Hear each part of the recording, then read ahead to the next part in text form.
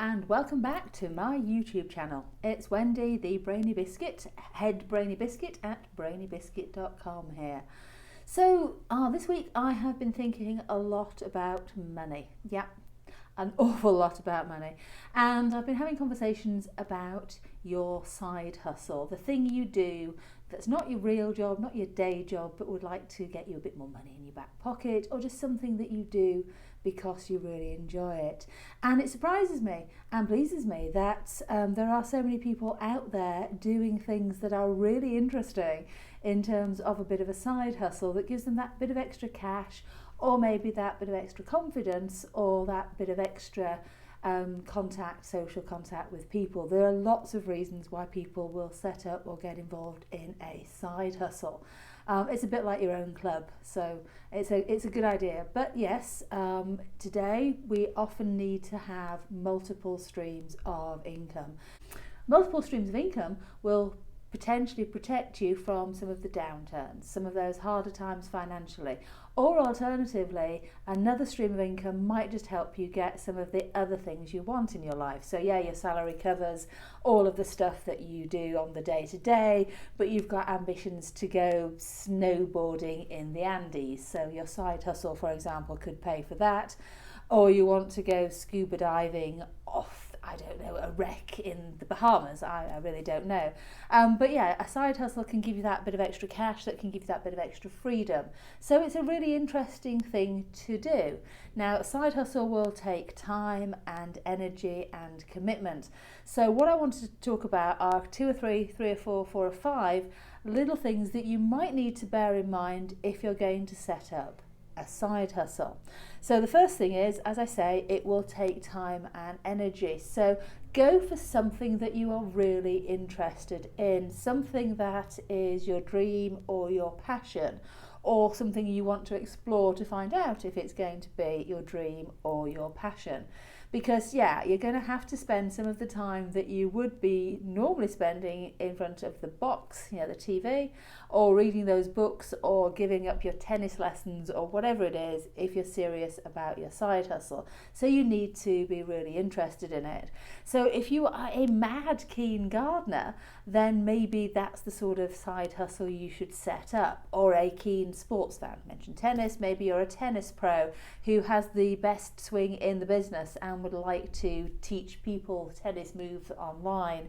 Or alternatively, you're really good with numbers, you're an amazing accountant, and you absolutely get a kick from all of those puzzles and games that you can play with numbers, and you want to work that into something to do with your side hustle. As long as you enjoy it, then that's a great thing to do, because your enthusiasm will come through to your potential customers, to your potential market. But yeah, you're going to be spending time doing it, and not every day will be fun doing it. So you need to have that little bit of motivation that will carry you through. So find something that you're really interested in. That would be the first thing that I would say. Now, the next stage, slightly more complicated, is see if there's a market for what you want to do. So you may be the world's greatest Sudoku champion, and you may want to build Sudoku puzzles. Just an example. But if there isn't a market out there for people to buy your puzzles, then you're not really going to have a great side hustle. If you make the best lemon cake in the world and there's only 2 or 3 people in your local area that like lemon cake, again, you're probably going to saturate that market quite quickly. So you need to decide what you really enjoy doing, and then you need to do a bit of research, I can talk about that later, about the things that people do buy so that you match the two together. So ideally the first step is to decide what you really want to do and make sure that people will probably buy it, or at least are interested in it. Now I'm guessing if you're interested in it, there are other people out there that are interested in the things you're interested in, because we're not very unique, even though we like to think that we are. So first stage, find the thing and make sure there are some people who are interested in it. Next step for me would be to decide whether you wanted to invest any money into your side hustle. You may not. It depends how much of this is going to be an income stream, how much of this is a bit of fun and some back pocket money for you.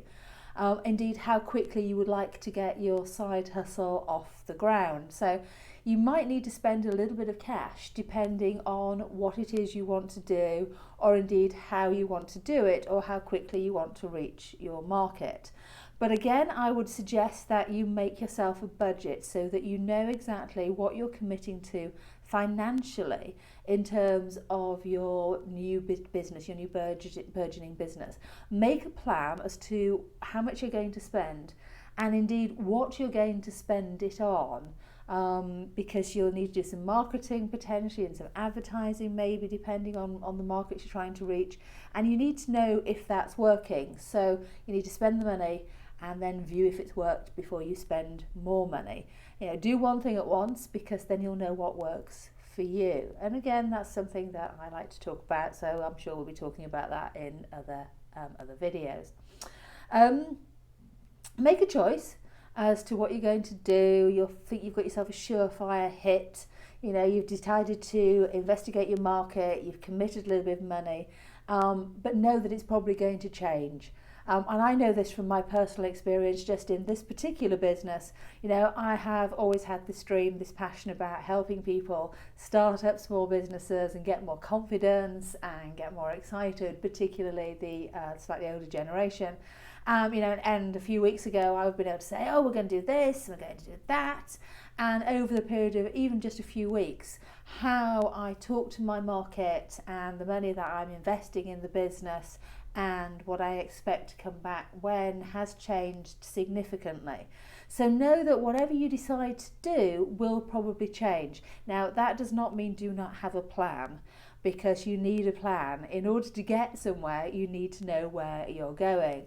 It's like the old Irish joke, you're in Ireland and you say to a guy, how do you get to Dublin? And he says, well, I wouldn't start from here. So no, you need to have a plan.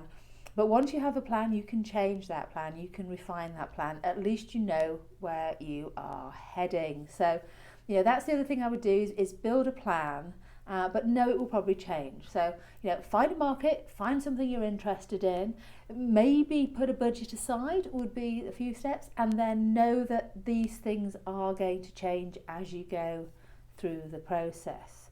The other thing to bear in mind is time. Okay, which kind of links back to finding something that you are interested in. If you're really going to do this, it is going to take some time.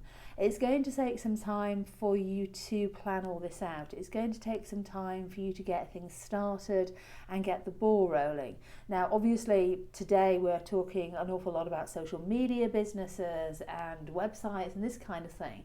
But if you've gone for a gardening business and you're selling bonsai trees, you've got shipping and stocking and product issues to deal with. So, it can get quite complicated, and that will take time, your distribution channels, or how you keep bonsais alive in the heat or the winter, or where you store them, for example.